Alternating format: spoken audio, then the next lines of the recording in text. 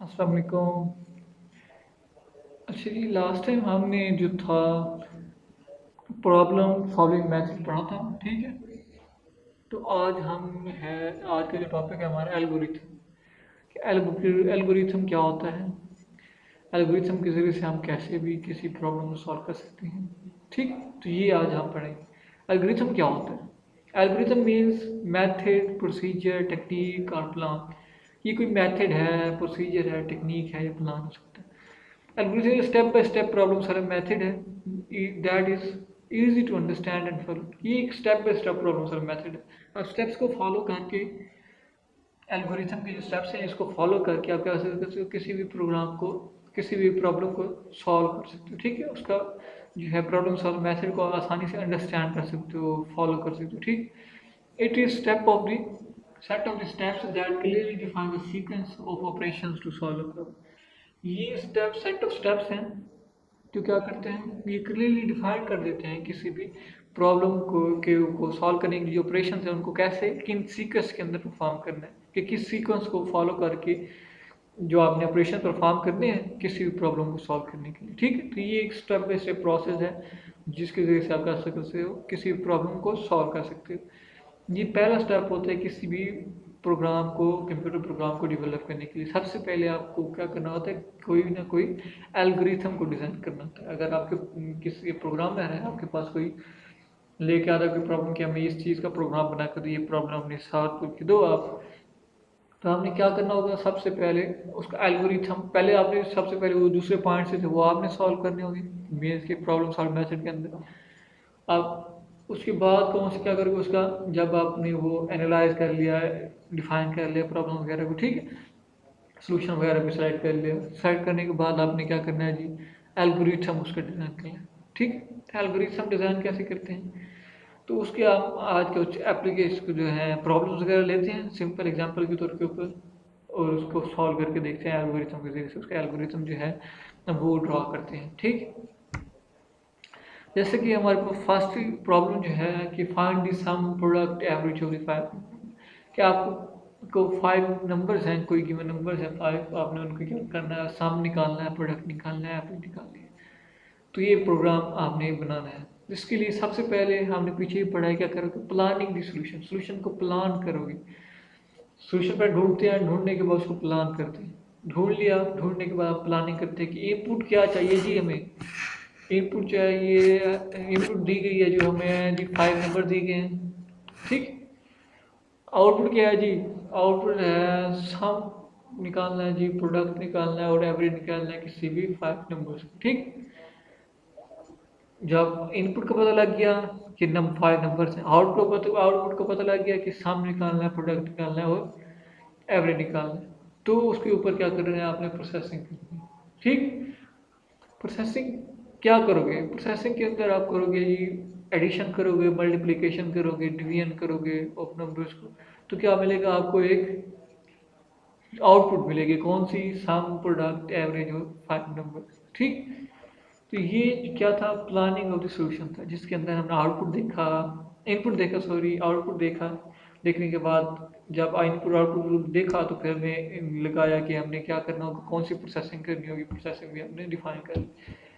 अब हम क्या करने लगे, एल्गोरिथम उसका डिजाइन करने लगे। सबसे पहले जो फर्स्ट स्टेप इसके अंदर आपने क्या करना है, स्टार्ट करना है प्रोग्राम को। स्टार्ट किया, स्टार्ट के अंदर हम क्या करेंगे, लेट करेंगे फाइव नंबर्स जो हमें गिवन दिए गए, कौन से हैं जी, 2, 5, 8, 4 और 12। हमने इसे किसके अंदर स्टोर करा लिया, ए वेरिएबल था, वेरिएबल कहते हैं कि ये ऐसा बॉक्स मेमोरी का जो क्या करे, किसी डेटा को अपने स्टोर कर ले जो बाद में इस्तेमाल होगा, ठीक। तो A, B, C, D और E जो है क्या, ये वेरिएबल्स के तौर पर हमने इस्तेमाल किए हैं, जिसके अंदर हमने डेटा को अपने को स्टोर कर लिया जो हम आगे इस्तेमाल करेंगे, ठीक है। तो 2 को हमने स्टोर करा लिया ए के अंदर, 5 को स्टोर कर बी के अंदर, 8 को स्टोर कर लिया सी के अंदर, 4 को स्टोर कर डी के अंदर और 12 को स्टोर करा ई के अंदर। तो 5 हमारे पास नंबर हमने ले लिए, लेट कर लिया। अब हमने क्या निकालना है, हमने सबसे पहले उसका सम निकालना है, प्रोसेसिंग करने लगे, इनपुट ले लिया, अब प्रोसेसिंग का प्रोसेस स्टार्ट हो। प्रोसेसिंग के अंदर क्या करेंगे, सम फाइंड करना है हमने किसी का, ठीक है, किनका, 5 नंबर से। तो हमने सम वेरिएबल लिया, सम वेरिएबल के अंदर हमने स्टोर करा दिया, किसको दिया, ठीक। किन कौन को फाइव नंबर्स को ऐड करके स्टोर कर लिया, ए बी सी डी और ई के अंदर जो 5 नंबर्स थे हमने उनको किसके अंदर स्टोर करा लिया ऐड करने के बाद सम के वेरिएबल के अंदर। ठीक, सम भी आ गया हमारे पास जी। अब हमारे पास नेक्स्ट क्या है जी, प्रोडक्ट निकालना है हमें। प्रोडक्ट कैसे निकालेंगे, प्रोडक्ट निकालने के लिए हमने उन 5 नंबर्स को मल्टीप्लाई कराया, मल्टीप्लाई करने के बाद किसके अंदर स्टोर करा दिया जी, प्रोडक्ट वेरिएबल के अंदर स्टोर। ठीक है, जो भी आप काम करोगे प्रोसेसिंग करोगे उसको स्टोर करने के लिए इस किसी वेरिएबल को आप यूज करना होता है जिसके अंदर आप उसे स्टोर करें। ठीक है, अब स्टेप नंबर 4 क्या है जी, स्टेप नंबर 4 के अंदर हम एवरेज निकालना है जी। एवरेज के कैसे निकालते हैं, एवरेज होता है क्या, sum of all the numbers and को डिवाइड किया जाता है किसके ऊपर, count of all the numbers के ऊपर। ठीक, अब सम कितनी है जी, सम जो भी निकला ए बी सी डी का वो किसके अंदर स्टोर किया हुआ है, हमने सम वेरिएबल के अंदर स्टोर किया हुआ है, तो सम इधर है। ठीक, तो हम कितनी वेरिएबल्स हैं, कितने नंबर से काउंट किया हमने, कितने नंबर से, 5 नंबर से, तो हमने इस सम को डिवाइड कर दिया किसके ऊपर, 5 के ऊपर। तो इसके अंदर जो वैल्यू थे सम को वो डिवाइड होगी किसके ऊपर, 5 के अंदर, डिवाइड होने के बाद इसके अंदर स्टोर हो गई जी, एवरेज वेरिएबल के अंदर स्टोर करा गई। स्टोर कराने के बाद जी last step, second last step इसका जो है वो है आउटपुट। अब हमने आउटपुट शो कराना है स्क्रीन के ऊपर। आउटपुट क्या शो कराएंगे अभी, हम सम को शो कराएंगे, प्रोडक्ट को शो कराएंगे और एवरेज को स्टोर करेंगे। जब सम प्रोडक्ट और एवरेज को हम शो कराएंगे तो आपको सम मिलेगा, नंबर जो है नंबर के अंदर प्रोडक्ट मिलेगा और एवरेज मिलेगा। और लास्ट स्टेप क्या होगा जी, आपने स्टॉप कर देना किसी भी प्रोग्राम। ये थी क्या, फर्स्ट प्रॉब्लम थी जो हमने सॉल्व कर दी है। ठीक है, इसके बाद हम नेक्स्ट सेकंड प्रॉब्लम को देख लेते हैं। ठीक, तो सेकंड प्रॉब्लम है जी, find the largest 3 unequal numbers. हमें क्या करना है, लार्जेस्ट फाइंड करना है ऑफ 3 अनइक्वल नंबर्स। 3 नंबर्स हैं जो अनइक्वल हैं, सेम नहीं है, उनमें से हमने उन तीनों में से जो बड़ा है उसको अलग करके शो कराना है, आउटपुट देना है। ठीक है, तो ये क्या है जी, प्रॉब्लम है हमारे लिए। तो इस प्रॉब्लम को सॉल्व कैसे करेंगे, सबसे पहले प्लानिंग सोल्यूशन क्या रखते हैं। सोल्यूशन में हमने क्या प्लान किया, हमने देखा कि इसकी इनपुट क्या है जी, 3 अनइक्वल नंबर ले लिया जी ऐसी।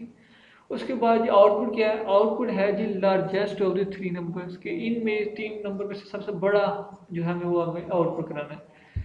और प्रोसेसिंग क्या करनी होगी, वो तो हम कैसे बड़ा उनमें से ले सकते हैं, हम कंपेयरिंग करेंगे ना उन तीनों को एक दूसरे के साथ, तो हमें उसमें से पता लग जाएगा कौन सा बड़ा नंबर। हम प्रोसेसिंग के अंदर कंपेयरिंग करेंगे of each number with the other two, 1 by 1, एक एक कर। ठीक, तो हमने जी प्लानिंग कर लिया, अब हम एल्गोरिथम इसका डिजाइन करने लगे, लिखने लगे। तो एल्गोरिथम क्या, सबसे पहले वही स्टार्ट करोगे, स्टार्ट करने के बाद आपने कितने इनपुट लेने थे, 3 इनपुट नंबर लेने, इनपुट नंबर ले लिए 10 20 और 30, इसके अंदर स्टोर करा लिया ए बी और सी के अंदर।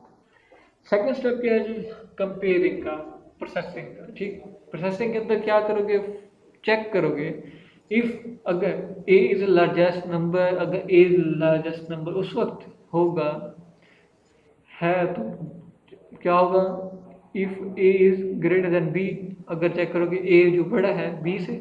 अब यहाँ से स्टेप से स्टार्ट हो गया, हम क्या चेक करें कि ए बड़ा है या नहीं बड़ा है, तो सबसे पहले कंपेयर कर रहे हैं उसको किसके साथ, बी और सी के साथ। अगर ए बी से भी बड़ा है और किससे बड़ा है जी, सी से बड़ा है, ग्रेटर देन सी, तो क्या हो जाएगा, देन ए जो है वो किसके है, लार्जेस्ट है। ठीक है, वरना क्या है, अदरवाइज आप चले जाओ नेक्स्ट कंडीशन के ऊपर, स्टेप नंबर 4 के ऊपर हमारे पास जी नेक्स्ट कंडीशन है। ठीक है, अगर ए जो है बी से भी बड़ा नहीं है और सी से भी बड़ा नहीं है, तो हमने किसके ऊपर पहुंच गया, लार्जेस्ट के ऊपर, सॉरी सेकंड कंडीशन के ऊपर पहुंचे, क्योंकि वो हमने तो बड़ा फाइंड करना है। अगर बड़ा है तो, अगर बड़ा है, अगर ए बी से बड़ा है और सी से बड़ा है, तो हमें किधर चले जाएंगे, गो टू स्टेप 7। स्टेप 7 क्या है, आउटपुट का, कि आप वो शो करा दे जस्ट कि ये सबसे बड़ा नंबर है, आगे जाएगा नहीं, आगे प्रोग्राम जो है वो सॉल्व करेगा नहीं, क्योंकि सबसे बड़ा का पता लग गया कौन सा। अगर ए बी से बड़ा है लेकिन सी से छोटा है, एक कंडीशन ट्रू ऊपर हुई है लेकिन दूसरी ट्रू नहीं हुई, तो फिर भी क्या करेगा वो, सेकंड कंडीशन पे जाएगा, क्योंकि हमें दोनों जो है ट्रू चाहिए। ए जो है वो बी से भी बड़ा चाहिए और सी से भी बड़ा चाहिए। अगर दोनों से बड़ा है तो वो ग्रेटर होगा, आउटपुट दे दे, वरना जी नेक्स्ट कंडीशन पे चला है, दोबारा किसी और को कंपेयर करते हैं। अगर वो बड़ा नहीं है तो हम जी सेकंड कंडीशन पे चले गए। सेकंड कंडीशन के अंदर हम चेक करते हैं कि बी कहीं बड़ा तो नहीं है किसी से, इन दोनों से आगे वाले जो है ए और सी से। अब बी को कंपेयर करने लगे हैं कि इफ अगर बी इज ग्रेटर देन ए और सी, कि ए से ही बड़ा है और सी से ही बड़ा हो, देन क्या हो जाएगा, बी बड़ा होगा फिर। ठीक है, अगर बी ए से भी बड़ा है और सी से भी बड़ा, दोनों से बड़ा है, तो वही सबसे बड़ा हो गया।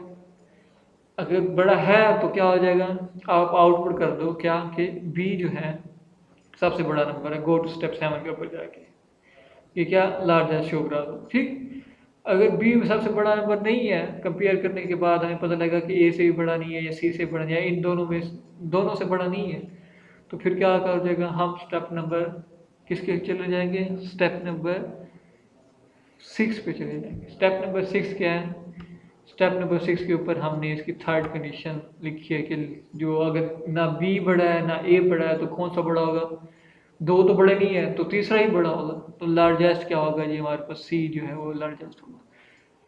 समझ आए? तो इस तरीके से हम क्या कर सकते हैं, इन प्रॉब्लम को हमने सॉल्व कर दिया कंपेयर करके कि अगर ए बी से भी और सी से बड़ा नहीं है तो वो क्या आ जाए, आप सेकंड कंडीशन चेक करें। सेकंड क्या है जी कंडीशन, बी को चेक कंपेयर करेंगे इसके साथ ए और सी के साथ। अगर ए बी जो है ए और सी से बड़ा नहीं है तो फिर थर्ड पे चले जाओ कि वो क्या कर रहा था, सी को आउटपुट कर रहा था। अगर बी बड़ा है तो क्या कर रहा था, बी बड़ा होगा। अगर ए बड़ा है तो ऊपर फर्स्ट कंडीशन के अंदर तो जस्ट ए को आउटपुट करा देंगे।